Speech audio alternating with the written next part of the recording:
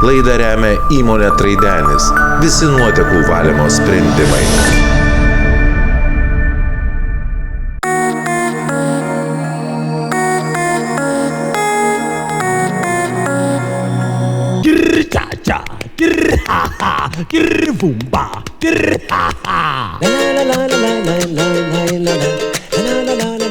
Šį kartą vykstame ten, iš kur pateka saulė, į ryšiausią Lietuvos rajoną, istorinės Nalšios žemės teritoriją, į kraštą garsėjantį legendomis, mitologinėmis ir istorinėmis sakmėmis, nusėtą mažais ežerėliais, išmarginta miškais ir slėniais. Tai Švenčionys, susipažinkime. Gerą dieną, sveiki. Ar čia informacijos karalystė Švenčionių krašto? Taip, tikrai čia. Ar nebereikalą mes užsukome į Švenčionis, ar rasime čia įdomybių ir gražių vietų ir gražių vaizdų? Jūs pataikėte ten, kur reikia. Švenčionis nuo seno klesti kaip labai mažas, jaukus, didelis ir svetingas miestelis. Žinot, kaip yra sakoma, jeigu žemėje pajutai dangų, tyvuliuojančiose ežeruose dangų mėlynę, o naktį krentančias žvaigždės, tai tu esi Švenčionių ežeringame ir miškingame krašte. 289 ežerus turime. O ką kalbėti apie visiems žinomą Labanoro girią? Tai mes nebereikalą čia atvykome. O Asvejos regioninis parkas, Sirvietos regioninis parkas, Aukštaitijos nacionalinis parkas su kartu su Labanoru. O Kaltanėnai? Žemės, ne tik žemės, ten, kaip sakoma, tie gražūs plotai. O maršrutai, vandens, ar jūs plaukėt mūsų baidarėmis? Tokių vaizdingų vietų. Šveicarai, kai atvažiavę, jie amonę gavo. Vos iš tų baidarių neišvirto, kai pamatė. Tai ko mes jiems nusileidžiam? Na, ko pradėkit? Pradėkim nuo muziejaus, Nalšios žemės, nes čia visų pradžių pradžia. Na, o tada galime keliauti į Cirkliškio dvarą. Tada siūlyčiau aplankyti Sirvietos regioninio parko respublikinės reikšmės paminklą, tai Lino Verdenė su visa savo mitologija, kadangi jūs suksit mitologiją, nori, nenori, mus supa. Visas tas grožis, aišku, prasideda čia pat už sienos, mūsų Nalšios muziejuje. Jisai irgi vienintelis Lietuvoje toks muziejus, nes tai yra Nalšios žemės. Visa pradžia ir istorija. Tai jūs palydėkite mus čia šalia, ar ne? Viskas taip, čia pat. Čia mes labai kompaktiškai taip. Nalšios muziejuje radome gausybę kultūros ir istorijos vertybių. Susipažinome su amatais, verslais, buitimi, savita ir autentiška Švenčionių krašto etnokultūra. Aptikome ir gan retų eksponatų. Tai va ta dėžė, kas čia per daiktas? Koks čia daiktas? Čia yra kraičių skrynia. Kraičių skrynia, kurią mums atvežė iš Midišionių dvaro, čia netoliese, aišku, Švenčionių krašte. Ir tai moters būtent suknelių, tokių, kur buvo su lankais, dėžė, kad tos suknelės nesusilankstytų tie žiedai, tai būtent tokio pavydalo ir buvo skrynia padaryta. Funkcionali, net atsidaro. Taip, ji atsidaro ir kad būtent nesulaužė tų suknelių, tai buvo tokia didelė graži skrynia. Tokią skrynią mes turime turbūt vienetinę, nes Sankt Peterburgo meistrai padarė būtent Midišionių dvaro poniai. Švenčioniškės dabar puošiasi? Be abejo, nešioja tokius sijonus su lankais? Nu, ne, jos šiuolaikiškos prisitaiko prie mados. O kad į tą skrynią kažką tai reikėtų, būtų galima pridėti tiek sijonų, pasirodo, iš tikro buvo pas mus rastas ir Labanoro lobis. Vadinasi, buvo turtingas kraštas. Tas lobis, parodykite tą lobį. O lobis tai yra va čia, va, kaip tik tai dalis jo pas mus buvo surasti į Vaclavo IV ir Karolio Grašiai 15 amžiaus pabaigos. Ir dar lenciūgas didžiulis buvo. Čia jau yra savivalda, kadangi Švenčionis turėjo laisvą ekonominę zoną ir galėjo turėti rotušę, teisės gavo į rotušę. Tačiau užėjus Napoleonui, žmonės jau buvo surinkę pinigėlius, o Napoleonas nušvilpė mūsų lobį. Tai mes dabar netgi džiaugiamės, kad jisai nuskendo ir savo lobius paliko mums kažkur tai mūsų krašte. O jei kiek pinigų čia pas jūs? Na, o tai, kad šie pinigėliai yra šiame būtent mūsų lobinė, tai rodo tai, kad nuo 1795 metų užėjus Rusijai, armijai, kadangi tai buvo paskutinis trečiasis padalyjimas, tai buvo rusiški pinigai, juos mes ir matome.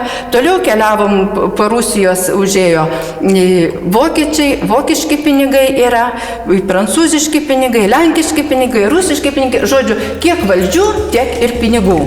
Muziejuje prasideda ir kraštą iki šiol garsinančio vaistažolių fabriko istorija.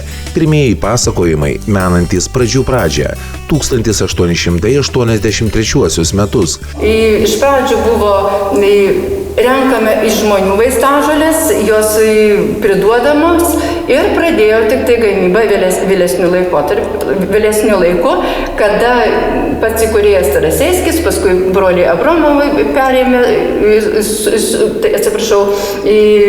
Gromovai. Ir gavosi labai nemažas jų ir vaistažolių fabrikėlis. Už vaistažolės mokėjo irgi brangiai. Todėl, kad surinkti vaistažolės nėra taip paprasta. Pavyzdžiui, už gilės mokėjo, kad surinkti kilogramą gilių ąžuolų 14 markių. Na, 14 markių, tai pavertus dabar būtų 14 eurų. Gera bendrauti su žmonėmis, kurie pažįsta savo kraštą ir puoselėja jo istoriją. Tokių švenčionių krašte dar sutiksime ir su gamtos turtais artimiau susipažinsime, o kol kas sekame architektūros istorijos takais. Vykstame į Cirkliškio kaimą, kur 100-mečio parko prieglobstyje stūkso buvusio dvaro sodybos ansamblis. Didelė dalis pastatų rekonstruota, tačiau dvaro rūmai, ledainė ir kalvė yra išlikę autentiški. Dabar dvaro rūmose įsikūręs profesinio rengimo centras. Sveiki, laba diena. Laida Gyvenu čia, kūrybinė grupė. Malonu, sulaukus mūsų. Jūs bajorienė, grafienė. Ne, aš jūs tuoj pataisysiu. Pataisysiu, kodėl. Kai mane vadina grafienė, šiek tiek įsižeidžiu, nes tiesa yra tokia. Čia buvo grafų Mastovskių dvaras, o mano proseneliai buvo šito dvaro baudžiauninkai. Jūs, kai važiuosit pakeliu į Vilnių, bus du rėžiniai kaimai, vienas iš jų Mežionės, tai čia ir buvo, ir gyveno šitam kaime baudžiauninkai, kurie aptarnavo šitą dvarą. Ir mes ir džiaugiamės, ir didžiuojamės, kad turim dvarą vienintelį mūsų rajone, bet ir yra mūsų didelis rūpestis. Stengiamės jį gražinti, puoselėti, įkvėpti gyvybę. Renginius organizuojam ir mes, ir mielai priimam rajoną. Stengiamės būti atviri, patrauklus ir bendruomeniški, ypač dėl jaunimo, sako ponia Milda, pasakodama apie centro veiklą ir ką tik praūžusią Jurginų šventę, kurią 3 metus organizuoja moksleiviai ir aplinkinių kaimų bendruomenės.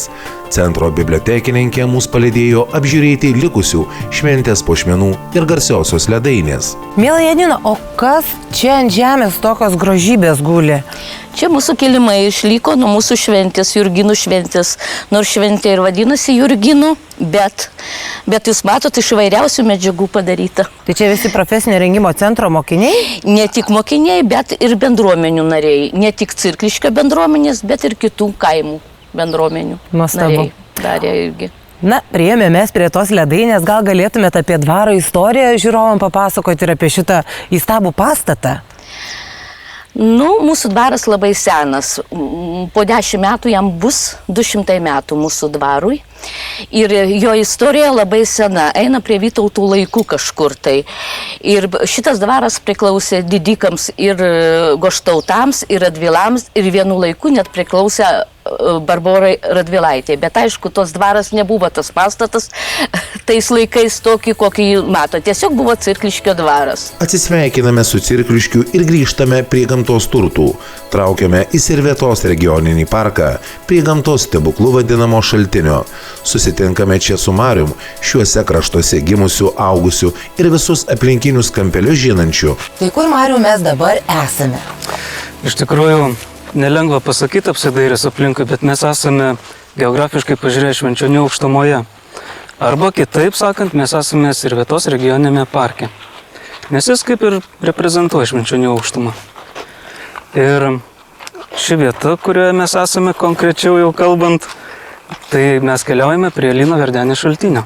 O tas šaltinis mum ir informacijos centre apie jį kalbėjo, kuo jis toks ypatingas, kad vanduo kažkoks stebuklingas, kad moteris jau išgėrusios tampa vaisingomis.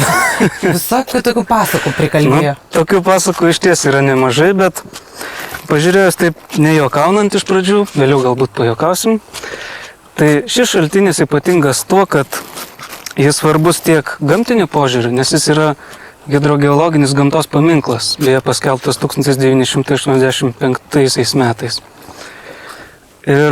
O kultūriniu požiūriu taip pat jis svarbus, nes ši vieta nuo seno yra, sakykime, sakrali, svarbi vietos žmonėms ir galbūt netgi visiems žmonėms, sakyčiau, visiems lietuviams. Pasak padavimo, čia anksčiau buvo lietuvių šventykla, kadangi šventa vieta sakrali. Ir šioje šventykloje gyveno toksai žynys Sėtikis. Jo vardu beje pavadintas ir šis ežeras. Sėtikio ežeras. Ir Sėtikis turėjo sūnų Liną. Ir aišku, kur buvę, kur nebuvę, atkeliavo iš, nežinia, kažkokių kraštų kryžiuočiai. Tai buvo žiema. Ir Linas nujojo jų pasitikti ir, trumpai, tą visą ilgą padavimą perteikti trumpai, jis įviliojo juos ant ežero ledo. Ir kadangi jie kryžiuočiai buvo su šarvais, su ginkluotė visa, arkliai su šarvais, aišku, ledas lūžo, jie nuskendo, bet kartu nuskendo ir Linas dėja. Ir po šių įvykių šioje vietoje ištryško šaltinis. Ir žynys Sėtikis priėmė tai kaip ženklą, kad sugrįžo jo sūnus. O Mariau, kodėl šito šaltinio toks dugnas su tokiais drumzliais rudais, kaip nevalyta džakuzė? Todėl, kad šaltinio vanduo yra švarus. Sakykime, iš tikrųjų švarus tiek chemiškai, tiek ir, kaip galbūt kiti žmonės švarus supranta, kaip dvasiškai švarus. Nes kadangi vieta sakralinė, tai galima kalbėti iš tos pusės. Taigi, šiame vandenyje auga rudadumbliai, bet taip pat ir žaliadumbliai. Bet įdomu, kad žaliadumbliai dažniausiai auga anksti pavasarį. Bet čia vanduo ledinis, aš palaikiau minutę laiko, jisai ledinis, pirštai sustingo į ledą iš karto. Temperatūra maždaug 6-8 laipsniai visada. Kodėl? Tiek žiemą, tiek vasarą. Ir taip, vasarą aišku atrodo, kad jis šaltas labai.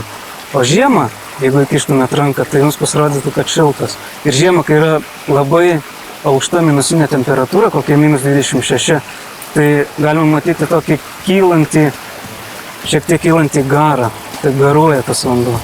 Marius dar papasakojo, kad ypač įspūdingai šaltinis atrodo žiemą ir kad dėl didelio geležies kiekio vanduo yra rusvos spalvos, o skonis kiek primena pelkės vandenį. Ir kad anksčiau, kai dar nebuvo nunykę aplinkiniai kaimai, šioje vietoje buvo švenčiamos rasos. Ar gera jums gyventi Lietuvoje? Ar gera jums čia Švenčionyse? Gera. Švenčionys yra mano kraštas ir aš džiaugiuosi, kad čia pasilikau ir man čia gera, iš tikrųjų. Dabar susimaščiau, dėl ko man gera. Dėl grybų greičiausiai. Taip, gera dėl gamtos. Dėl tų pačių grybų, dėl tų pačių uogų. Dėl tų ežerų ir tų šaltinių. Taip. Dėl miškų. O kokie žmonės čia gyvena? Kaip jūs juos apibūdintumėt? Geri žmonės čia gyvena. Aš manau, kiekvienas tai pasakytų. Žmonės įdomus tuo, kad mes esame aukštaičiai, Vilnijos krašto aukštaičiai. Bet įdomus dalykas tas, kad žmonės šiuose kraštuose šiek tiek dzūkuoja. Valink ceikinių, jie sako vacenainas. Ir tas dalykas yra iš tikrųjų įdomus ir įdomu pamastyti, iš kur tas dzūkavimas, ar mes iš dzūkų pasiskolinom, ar čia kažkas kažkaip... Ar kažkada senovėje susigiminiavę buvo? Galbūt. Mes esame dzūkuojantis aukštaičiai. Ačiū labai tau, Mariau. Iš tikrųjų, linkiu kuo geriausios klotės, saugant šitos nuostabius gamtos plotus ir šitą regioninį parką. Ačiū, ačiū jums labai. Laidą remia įmonė Traidenis. Visi nuotekų valymo sprendimai.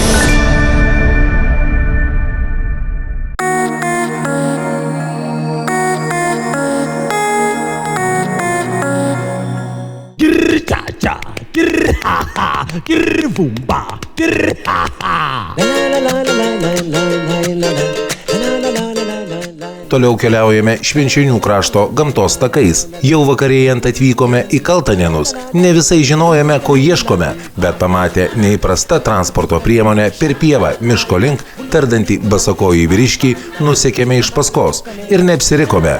pamiškėje radome laužo dūmelį ir net pastogę nuo įsismarkavusio lietaus.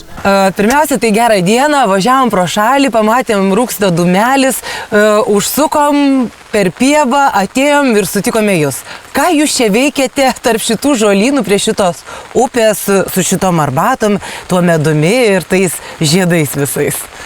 Mes nenorim jums suteikti sveikatos, mes norim jums parodyti, kaip patiem tų sveikatų pasimti. Bet niekas kitas sveikatos tau neduos tiek, kiek tu pats savo jos duosi. Kaip suprasti?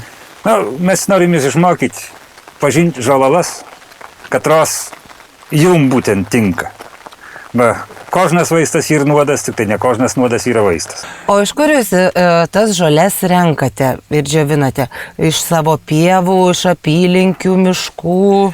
Kaip amžinatelis Tekla Lipinskienė, mano viena iš mokytojų, sakė, žolalas reikia rinkti, kur nesgirdi šunio lajimą. Išvertus lietuvių kalbon, šitai reiškia toli nuo žmonių, kad nebūtų anos purvinas. Energetiškai paveiktos. Ir galbūt, kokių murmisiukį vadinsime, taip gali ir būti. Anas turi būti švarės. Jeigu zuikis tikų nebūtų padarę bėgdamas, rytą rasetų žalalai nuprausė ir nieko.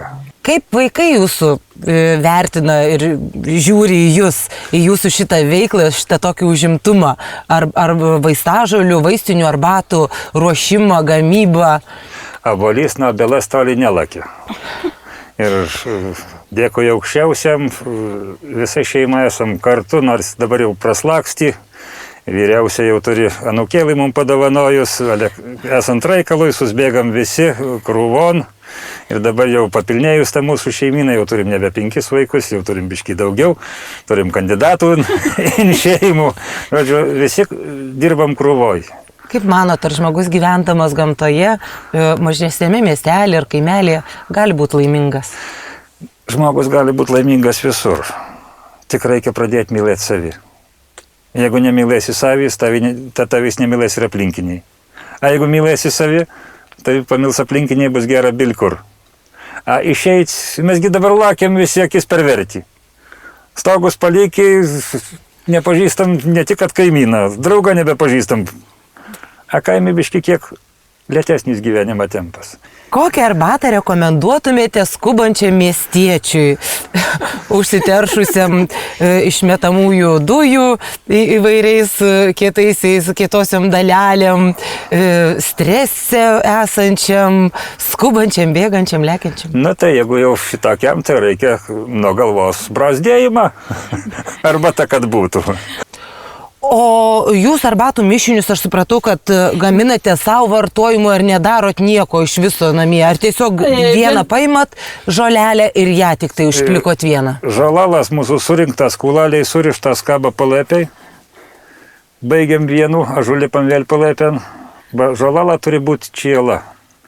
Jeigu tu jau, aišku, gerai ir perlaista per mašinas, kaip šimčianys daro. Ale čiela, ana vis tik tais, kaip ir sakėt, energetiškai, ana drautesnė.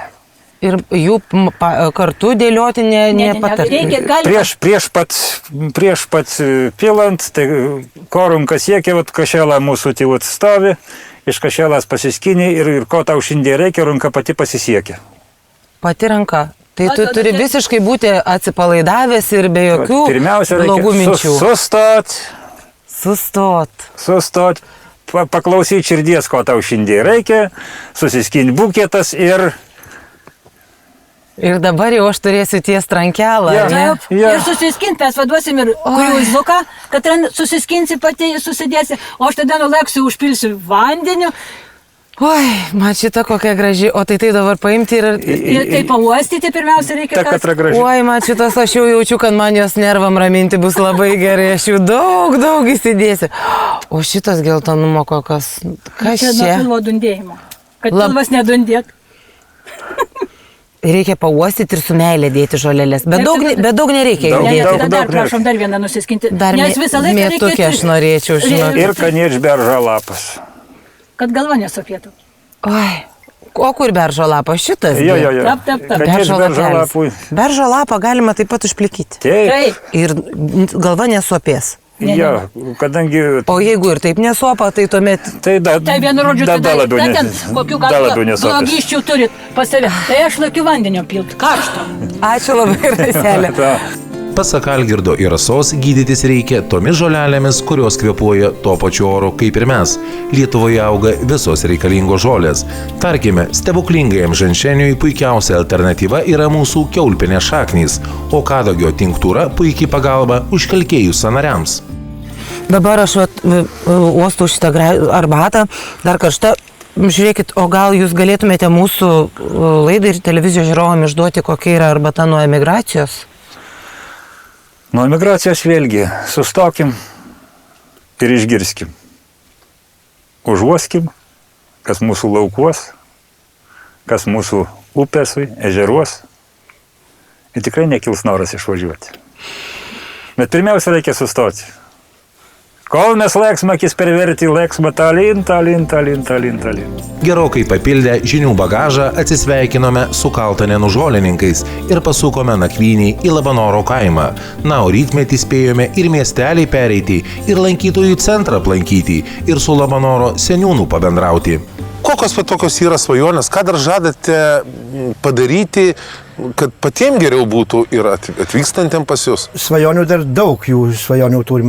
Dar norėtųsi vienos kaimo turizmo sodybos, kad įsikurtų tokia. Mes turim vieną labai gerą, sakykime, su žirgais jau ir su elniukais vaikams ir su ant ežero kranto, bet dar trūksta šiek tiek, reikėtų dar vienos.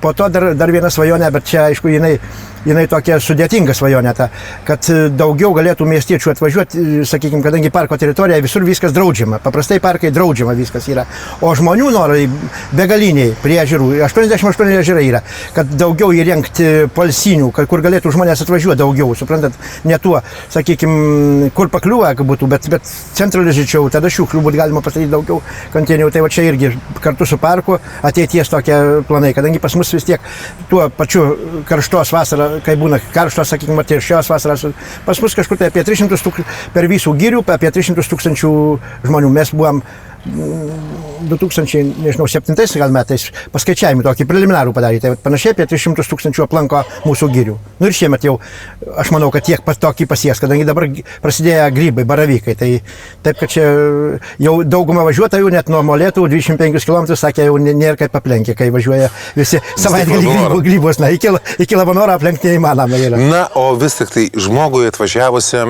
ir šitą nuostabų kaimelį Labanoras pamatai. Kągi čia pamatyti galima? Turime bažnytėlį atstatytų sudegusių, turim bažnytėlės varpiniai muziejų gražų įsirengėm iš tų, sakykime, kur buvo sudegi, iš tų visų likučių padaryta gražus muziejukas. Dar sporto aikštyną neturim, tai va čia man jau ateinančių metų, sakykime, darbas norėtųsi, kad turėtum jau ir kad būtų ir užsiimti, kur mes tik tų krepšinę kol kas aikštutį turim, bet reikia ir daugiau vis tiek, tai jau einam į priekį šiek tiek. Tai sako, tik tai bobutės čia gyvena, tai kas tam aikštynė žais? Nu tai, o anūkai atvažiuoja. Pažiūrėkit, kaip malonu kitą, kad anksčiau anūkai rečiau lankės babutės, kaip įvedėm internetų, nemokamų. Tai dabar šitas močiutės, tai seniūnis sakė, kas yra, kad man nori pas mano anūkai važiuoti. Ir seniūnija, ar jums netrukda dirbti? Jos nesupranta, kad čia juos traukia internetas tas visas, suprantat. Ir visi norėjo buvo pas šitos močiutės, o močiutė anūkai tai yra viskas. Čia ir lankytojų centras čia pat yra parko. Taip, parko lankytojų centras, kuris 8 rugsėjo atidaryta visos parodos, jisai iš naujo sutvarkytas yra, taip kad labai įdomu jau dabar tapo, kadangi visi ir sakykime, ir visa sudėta, kas yra mūsų giriai gražu, kas yra saugotina, viską pamatys tvarkingai. Labai. Supratau. O ką ten buvo radybas, kokia ten turi? O dabar radybas, kaip tik tai visi geri žmonės, kurie atvažiuoja į Labanoro girią, su gerais kėslais arba tikslais, sakykime, visiems aš noriu padovanoti, sakykime, Labanoro medalį ir tokį, kaip medalys Labanoro. Labanoro bažnyčia pavaizduota, kitoje pusėje Varpinė yra pavaizduota. Čia jie yra pagaminti, kadangi mes, kai sudegė mūsų tą bažnytėlę, tai mes suradom po grindim metalo, jo įsilydžiusią. Ir kyla man mintis su klebonu, kad pagaminti tų, sakykime, medalių. Tada kreipiausi, kadangi turi nekilnojimų turtų ir Ulas savininkai, Ula, kuri gamina čia tą visą, tai jie man apsijėmė pagaminti iš to metalo mums tuos medalius. Tai čia kiekvienam duoda tokius? Čia, nu ne, sakykime, tas, kas atvažiuoja su geru noru Labanorui. Ir tie medaliai yra pas klebonų, pasidalinta per pusį, viena dalis klebonų, kita dalis seniūnų, sakykime. Ir visiems aš jums norėčiau, kadangi jūs norit mūsų nušviesti iš geros pusės, tai aš jums noriu visiems padovanoti po tokį medalį, po dalelį Labanorą, kadangi Labanoras įeina į 6 šventų vietų, sakykime, taip pat kaip ir Pivašiūnai, kaip ir Aušros vartai, taip pat ir Labanoras. Tai taip, kad turėsite ir tokie, sakykime, iš šventos vietos, šventų ir medalį tokį, su Labanoro. Jau gražu. Jo, visiems padovanosiu tada, kai sakykim. Taigi, ačiū labai, o mes pakviesime visus atvažiuoti į Labanorą, į tą 6. šventą ir galbūt netgi gauti tokį medalį. Ačiū labai. Ačiū labai jums. Labanoro regioninio parko lankytojų centre apžiūrėjome ne tik naują ekspoziciją. Pirmą kartą lankantis viskas yra įdomu. Štai interaktyvus žemėlapis padeda rasti parko lankytinus objektus. Na, o plačiau apie kiekvieną papasakoja šalia esantis terminalas. Antrame aukšte pasitinka visi žymiausi Labanoro regiono parko vandenys. Žaidimai vaikams, galima susipažinti su tradicinė Labanoro architektūra. Išgirdome net garsėją Labanoro dūdą, žvilgterėjome į senųjų gyventojų įrankius. Mums skubantiems visą tai labai pravertė. Į svetingąjį Labanorą būtinai sugrįšime, o dabar važiuojame į Naujo Strūnaičio kaimą. Pirmiausiai stabtelėjome prie senojo vandens malūno, pro kurį kadaise daug Švenčionių krašto vandens tekėjo.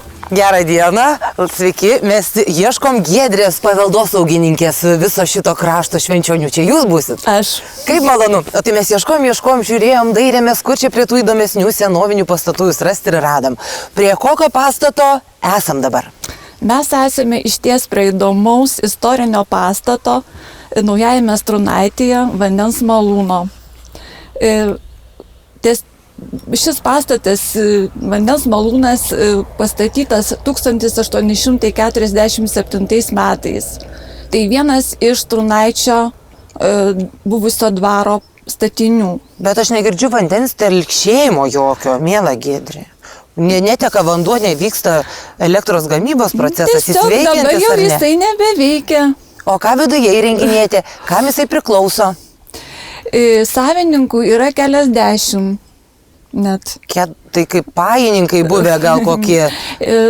Kadangi 1896 metais iš Komorovienės šį malūno pastatą įsigijo valstiečiai, tai dabar nuosavybė yra susigrąžinę teisėti paveldėtojai. Ką galėčiau pasakyti apie šį malūno pastatą, tai kad jis yra vienas iš geriausiai išsilaikiusių autentiškų pastatų Rytų Lietuvoje. Rytų Lietuvoje? Taip. Visoje, ar ne? Taip. Linkime jums kuo didžiausios klotės, kad visiems savininkam, kurie turi tokius gražius architektūros paminklus, užtektų pinigėlių tvarkymuisi, na ir kad jums nedingtų ūpas prižiūrėti jų ir kviesti čia turistus. Labai norėtųsi, kad šiam gražiam pastatui vandenį sugrąžintų. Gal kada nors taip ir bus, pagalvojome ir nuskubėjome į sodybą, kur mūsų laukia dar viena įdomi pažintis. Labas, Jolantėlė, sveika. Labas, žadėjau, kad atvažiuosim, tai ir atvažiavom su Lada gyvenu čia, tavęs aplankyti. Tai jau aš apmislėjau, kad be laidos į tos gyvenu čia būtum niekap čia nesusruošus atvažiavus. Gal, mažu koks renginys, ar ten rudens tas kermošis jūsų, žinai. Tai va dabar mes biškelį iš kitos pusės savo rajonų, savo kraštų parodysime, kaip per mus gražu, kaip linksma, kokie žmonės per mus geri. Bet kažkaip tu šiandien labai įdomiai kalbi, visiškai ne taip, kaip mes visada bendraujam su tavimi. Tai šiandien aš kalbu tarmiškai. Va Va parėdnės iš Kuperko įsitraukiau, jau tariju tarmiškai, mūsų krašti šitę putariją. Aš dabar tavi nuvešiu į Janinų Pauliukevičienę, karalienė sodų pinėja, į skriblių spina, į paukštukų spina, tai va parodysime, kas tau yra sodas. Tai sodai ir pinami yra. Taip, brangioji. Štai, kur tu pakvietei mus. Kur mes važiuojam? Kur Jolanta mus čia pasitiks? Kur jinai mus čia ves? Teta Janina, jūs namie?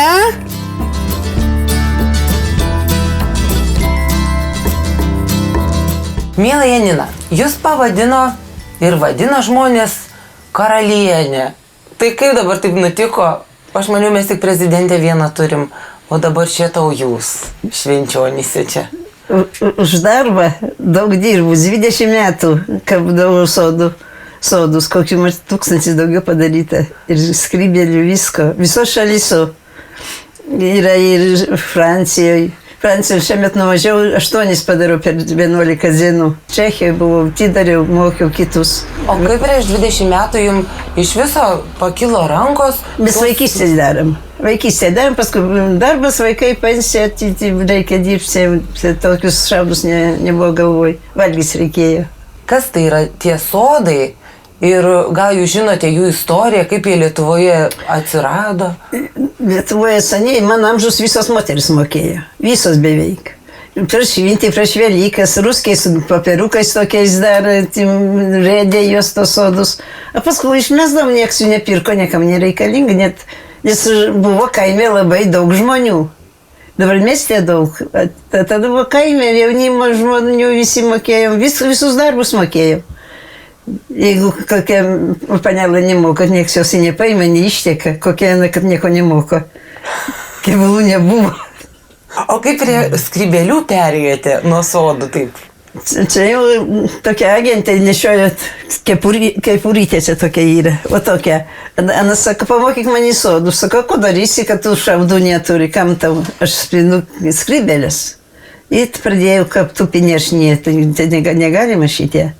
Ir mes iš vieną mokytą atsinešėm, 3 dienas mokėms, kol įpinsi. Iš 4 niekaip nesgauna, kol įsimokėsi, kaip dadėsi, nemačius, žiūrėk, skrybėlį nepadarysi. Mokėms, o dabar jūs lengva. Svetingoji Janina savo pintomis skrybėlėmis apdovanojo ir mūsų kūrybinę grupę. Labai norėjusi pabūti dar bent valandėlę, bet laiko stoka gynė toliau. Grįžome į Švenčionis pratęsti istorijos apie vaistingasias žoleles, kurių įvairovę garsėja šis kraštas. Lankomės Švenčionio vaistažolių fabrike. Už galimybę pamatyti daugiau nei kiti arbatos mėgėjai esame dėkingi miesto savivaldybei. Todėl nudžiugome, kai pasirengusi ekskursijai mūsų būrelį papildė pats rajono šeimininkas ir keletas jo komandos narių. Tai pavyzdžiui, aš sugalvoju rinkti kalendras. Auginti. Turiu pirmą auginti, tada jau jas nurinkti, pati džiovinti turiu. Taip.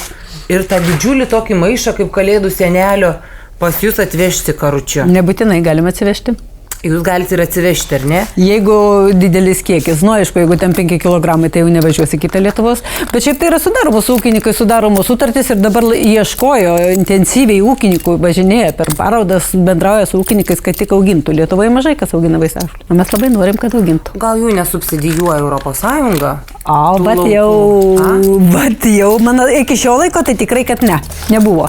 Dabar nežinau tiksliai, net nežinau dabar. Švenčionių kraštas ypač turtingas vaistinių augalų įvairovę, tad pati gamta pradėjo sukurti šiam kraštui būdingą verslo rūšį – vaistažolių rinkimą. Per 130 metų iš mažutės vaistažolių supirkimo ir perdirbimo įmonės Švenčionių vaistažolės įsiplėtė į naujausiomis technologijomis aprūpintą fabriką. Žinoma, yra nemažai darbų iki šiol atliekamų rankomis. Kol kas turbūt nėra įprasta mašina, kuri atpažintų čiobrelį ir atskirtų jį nuo paprastos žolės, taip pat kokybiškai, kaip tai gali atlikti žmogaus rankos. Fasavimo skyriuje daug darbo taip pat atliekama rankomis.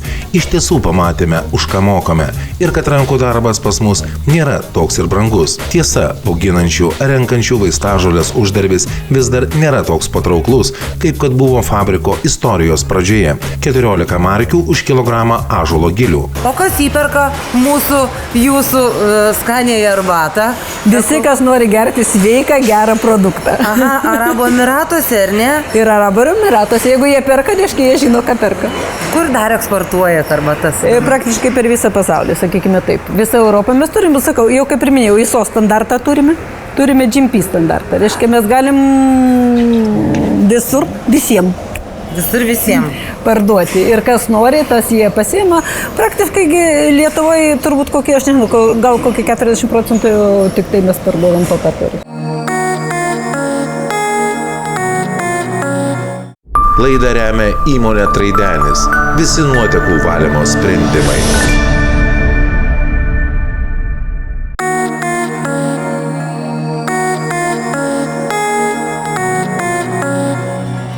Po pažinties su Švenčionių kraštu viešnagę vainikuojame pasivaikščiojimų miesto parke ir pokalbio su krašto šeimininku.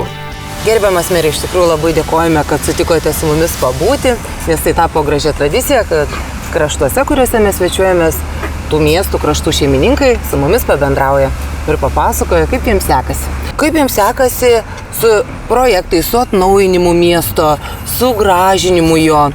Ar sunkiai stumėsi tie visi darbai į priekį? Nes įvažiavus tai matosi, kad visur vyksta statybos darbai, visur vyksta veiksmas. Na, iš tikrųjų, reikia pasidžiaugti, kad šitam laikotarpį 7-13 metų laikotarpį finansiniam iš tikrųjų buvo daug projektų, jeigu imant visumoje apie 150 milijonų, kaip mūsų rajonoje tiek pavyko įsisavinti, kaip žinome, 15 metais Liepos mėnesį baigėsi, tai šiemet stengiamės su darbus baigti, kaip patys matote Švenčionyse, ir keičiame trasas, ir vandentiekius, kanalizacijas, ir renovacijos, ir mokyklos, ir kultūros klubai, centrai. Darbų iš tikrųjų daug yra. Na, bet tai iš tikrųjų tai reikėjo daryti, nes, kaip aš ir minėjau, rajonas tikrai pakankamai didelis, ir tol galbūt specifinis to, kad tai turim 3 miestus. Tai Pabradė, Švenčionys, Švenčionėliai, kurie yra lygiaverčiai, sakykime, tai po 5-6 tūkstančius gyventojų, kurie turi. Taip, kad jeigu sudėtume visas investicijas į vieną vietą, sakykime, Švenčionys, tai matyt, čia nebeliktų nei namo, kokie nerenovuoto visą kitą. Kai dalinasi per visus 3 miestelius, kažkiek tai įsidėlioja. Ir šiai dienai vyksta, pavyzdžiui, renovacijos, tiesiog kvartalinės darom ir Švenčionėliuose 8 namai kvartalas renovuotas, čia Švenčionyse 10 namų. Visas su kvartalinė renovacija, su aplinkos sutvarkymu, viskas. Iš naujos programos irgi 12 namų, taip vadinamas Masuronių programos aplinkos, kurie 12 namų renovuojame, tai aš manau, dar kitais metais matysime iš tikrųjų tos atsinaujinusius namus. Ir žmonės pajuto jau ir po šių metų šildymo sezono, tie namai, kurie renovuoti, jie moka 2 kartus mažiau už šildymą, negu mokėjo prieš tai. Buvo patys, sakykime, brangiausiai apmokami, mes tos namus ir pasirinkome, kurie buvo nustolingiausi. Tai žmonės pamačia akivaizdą renovacijos naudą. Kaip įsivaizduojate, kas turėtų čia dar pasikeisti pas jūs? Na, planų iš tikrųjų turime. Ir dabar ruošiam ir projektą, ir mūsų strategijos apgalvotas, tai būtų 14-20 metų visam finansiniam laikotarpiui. Nu, matyt, tokių, sakant, tų svajonių per daug nesinori išduoti, bet matyt, nori ir pasakyti. Bet jūs kūrybingas žmogus, manau, kad tikrai fantazijos jums netrūksta. Taip, kadangi norėtumėm sustiprinti daugiau sporto, norėtume tokias sporto kompleksus, tai dabar jau paruošti ir specialiai planai.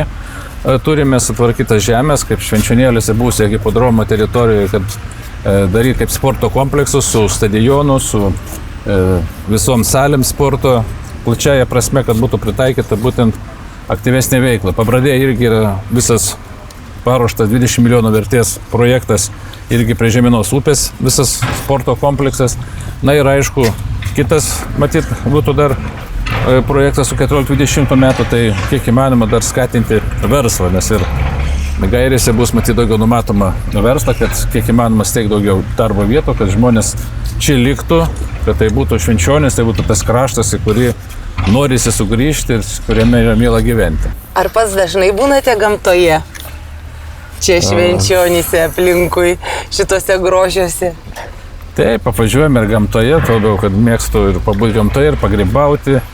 Ir esu ir medžiotojas, kada laisvesnis laikas yra, bandom ir pamedžioti ir pažvejoti, nes kadangi čia sąlygos tikrai yra puikios, kaip minėjau, gamta puikiai, ežerai švarus, neužteršta gamta, nes jau taip istoriškai susiklosti, kad čia pramonės nelabai daug visada yra buvę, tik turim, sakykime, iš tų stambesnių vaistažolių fabriką ir Pabradėje ir Tarsučiai gamyklą, kur dirba 1500 darbuotojų, o šiaip tai visos sąlygos yra turiningai praleisti čia laisvalaikį.